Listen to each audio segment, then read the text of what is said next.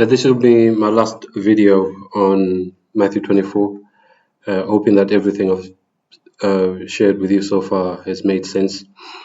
Before we read the last, I think it's 10 or 11 verses, I just wanted to go back to Matthew 24, verse 38. I feel like I didn't really do justice to this part of the verse that I'm highlighting, the issue of drinking. Let's just read the verse actually. It says, "For as in the days that were before the flood, they were eating and drinking." I didn't really explain that properly. This is obviously not talking about drinking water or drinking, fluids simply for the sake of rehydrating yourself. This is talking about intoxicating liquor, and I'm sure everyone understood that when they watched the video, that this is what this is talking about, but I kind of passed over it without really explaining it a bit more. So in the days before Christ's second coming, this is what will be happening. Almost everyone will be eating and getting drunk. So in other words, having parties, being gluttonous, and not caring about the fact that they should be repenting and getting themselves ready for the second coming. Probably some of them won't even believe in God and don't believe in the second coming. That's why they'll be carrying on like this. So in the days just before the second coming of Christ, everyone will be carrying on the same way that they were carrying on in the days of Noah. This is what this is talking about, by the way. If you go back to verse 37, "But as in the days of Noah, so shall also the coming of the Son of Man be." Okay. So let's just jump ahead to verse, I think we ended with verse 40. So if we carry on from verse 41, it says, "Two women shall be grinding." But if you look at these words here, they are in brackets, okay? Women shall be is in brackets because these words were supplied by the translators of the King James Version. So it should actually read, "Two grinding at the mill, the one shall be taken and the other left." It's not necessarily two women. It could be a man and a woman. Just like in verse 40, it says, "Then shall two be in the field." It could be a man and a woman. It could be two women or two men, okay? Yeah, and like I explained last time, this has got nothing to do with the secret rapture. This is not talking about the secret rapture. As I've shown in many of my videos, in fact, if you go back to my series of videos where I spoke about, or the series of videos that I made exposing false doctrine, I explained that the doctrine of the secret rapture and the pre-trib and post-trib beliefs are false doctrines, that they have connections to futurism and preterism. Okay, these are Jesuit doctrines from which these doctrines actually came out from. Verse 42, "Watch therefore," and this is not necessarily talking about watching with physical eyes. This is talking about being spiritually ready for the second coming. "Watch therefore, for ye know not what hour your Lord doth come." Obviously talking about the second coming of Christ. And because we don't know what hour is coming, what should we be doing? Verse 43, "But know this, that if the goodman of the house had known in what watch the thief would come, he would have watched and would not have suffered." We're told to watch because we don't know the hour. In other words, stay alert or be sober, and would not have suffered. The word suffered actually just means allowed, okay? Just like when Jesus said, "Suffer the little children to come unto me," he was basically saying, allow the little children to come to me, okay? Leave, let, okay? To allow, that's what the word suffer means, okay? So here, the goodman, if we go and look what that word means, because it says, verse 43, "But know this, that if the goodman of the house," who is the goodman? The head of a family, the householder or master of the house. Okay. "If he had known what watch," or let's look at the word watch to see what that means. Excuse me. If the owner of the house knows what time the thief is going to come, That's what this is talking about. The word watch simply means time here, time of night. Okay. The good man, if he knew what time the thief would come, he would have watched and would not have suffered. Remember, this word suffered means to allow, or would not have let his house to be broken up. Therefore, be also ready. That's what watching means. Looking out for the signs and making yourselves ready. For in such an hour as ye think not, the Son of Man cometh. Jesus will come at a time when no one expects him. But of course, we'll know that for those who are waiting and watching and getting themselves ready, like it says here, we will know from the signs that he is coming. Who then is a faithful and wise servant, whom his Lord hath made ruler over his household, to give them meat in due season.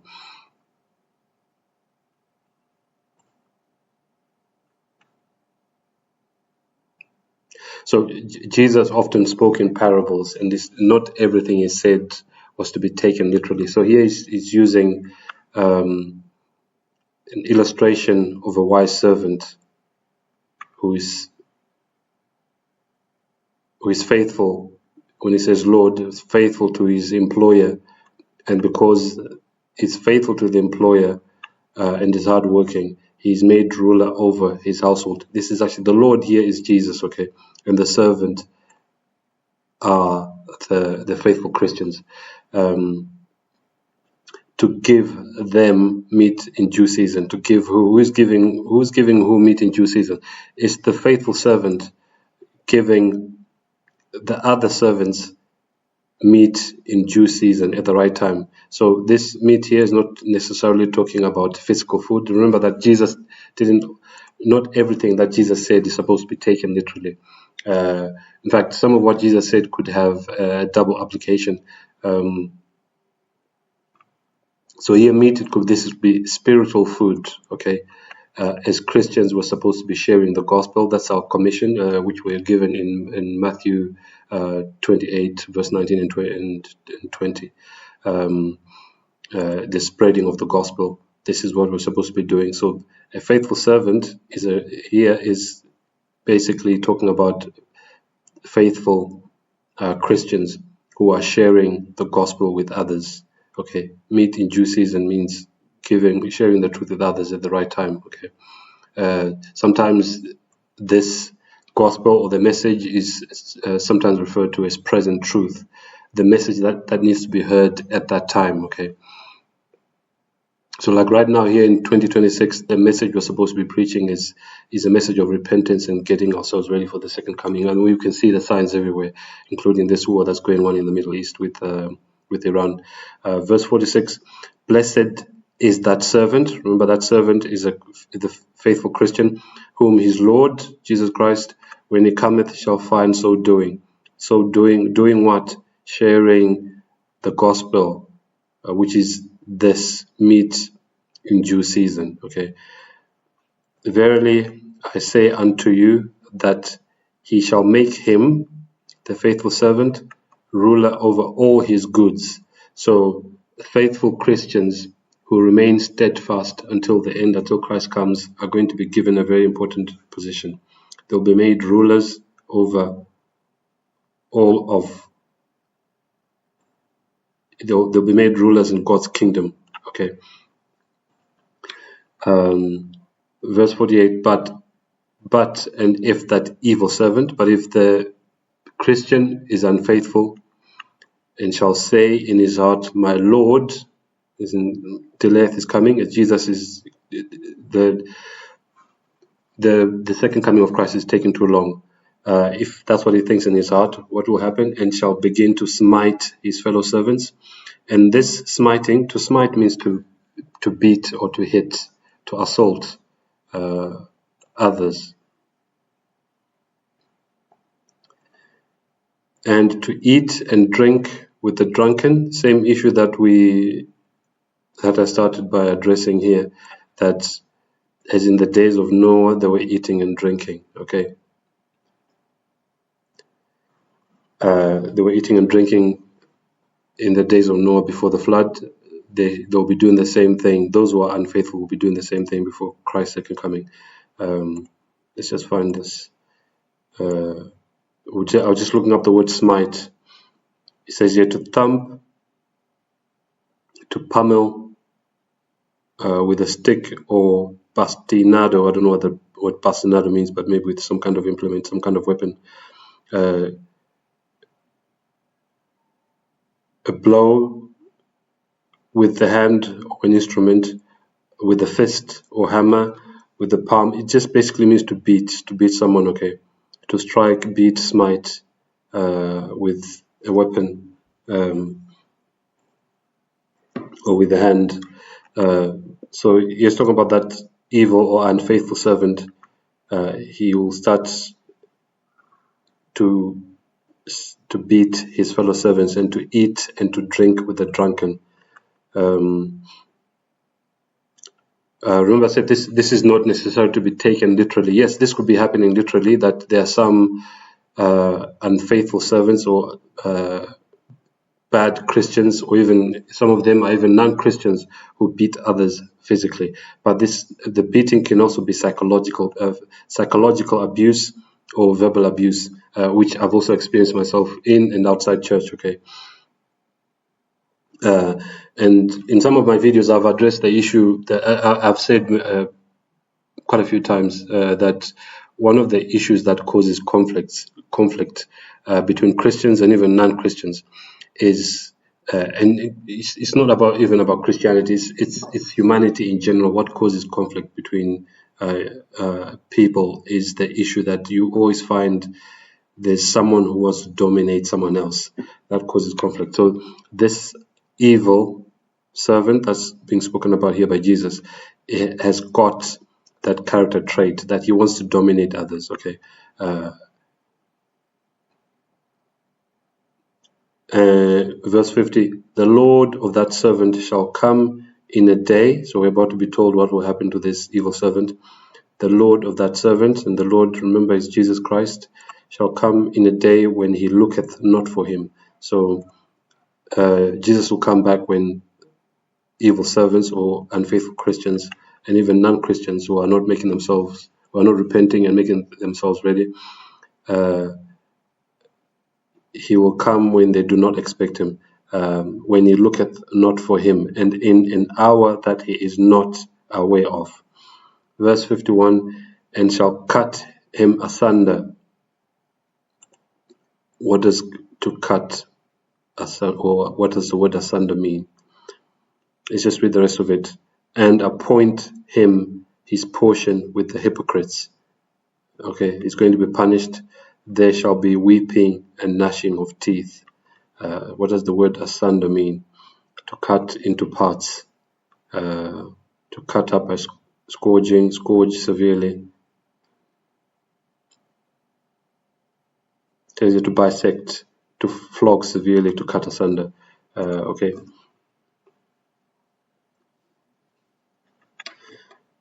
So this evil or unfaithful servant shall be cut asunder, and appoint him his portion with the hypocrites.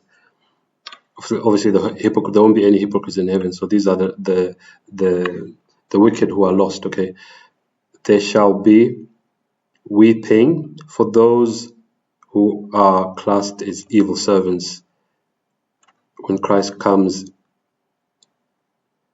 in an hour that he is not aware of. There shall be weeping. We know what weeping is. And gnashing. Let's look up the word gnashing.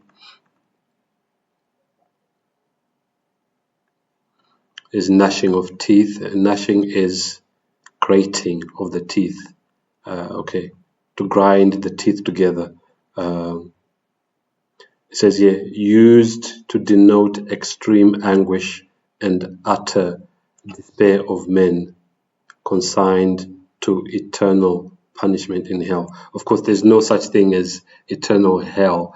Hell, the consequences are of not being saved and being lost and being burned in hell, in the fires of hell, is that the consequences are everlasting. The fires of hell don't burn forever. It's the consequences that are everlasting. Because remember, hell is going to be here on earth. This is where the wicked will be burned, and then Jesus will recreate this earth and make it better than it was at the beginning. So the gnashing of teeth is a grinding of teeth due to being scared, basically. Okay, so that's the end of Matthew chapter 24. I hope I haven't forgotten to share anything, especially today, being the last video in this series. But I hope it was helpful to you. There are many things, especially at the very beginning of the chapter, that I shared that are actually very relevant. For instance, with the issue of famines and wars and disease, all that is happening today. But maybe I should just end by saying there's actually no need for any human suffering here on this earth. It should not be as bad as it is. A lot of what's happening around the world, these are planned events. They are not happening organically, including the war with Iran, which is affecting and involving the other countries that they share borders with Iran.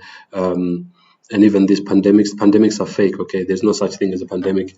There's no reason for anyone to go hungry. There's plenty of food, and even most of the diseases that we have here on this earth, if not all, can actually they all have cures, but the cures are being suppressed.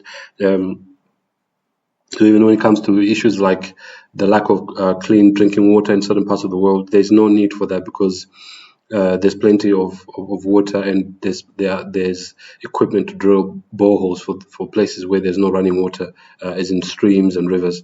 Boreholes can be dug, but the money is being spent on unnecessary things like war, for instance, which is, I think everyone knows that. Like if we look at America, for instance, there are places even like in San Francisco and Philadelphia and many other places, many other cities. I think all large cities have got homeless people. We've got ex-veterans in the US and other countries who are homeless, who are depressed and suicidal, and we've got drug addicts. All these are problems that can be solved by all the money that's being wasted on war. There's no need for anyone to suffer here on this earth. Most of the suffering is caused intentionally by unelected organizations such as the Jesuits and think tanks such as the Club of Rome and the WEF and the Knights of Malta and all these organizations, the secretive organizations, they're causing a lot of human suffering. Even the United Nations, it's supposed to be an organization that was created for good, but they haven't stopped any war. This war is going on in Iran right now. They're not doing anything. The genocide that happened in Palestine and the genocide that happened in Rwanda, they didn't do anything about it. But there are some who still believe that the United Nations and its sub-organizations like the World Health Organization, that these organizations are there for good.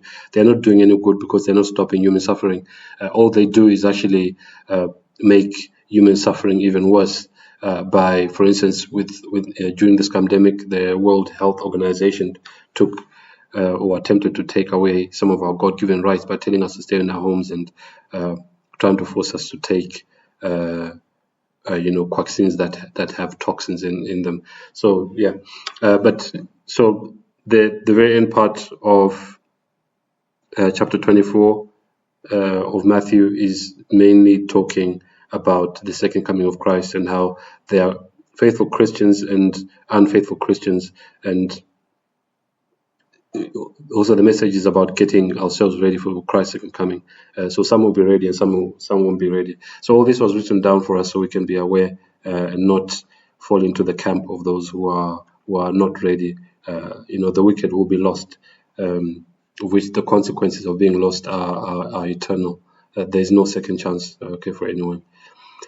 So thanks for watching the video, and God's blessings to you.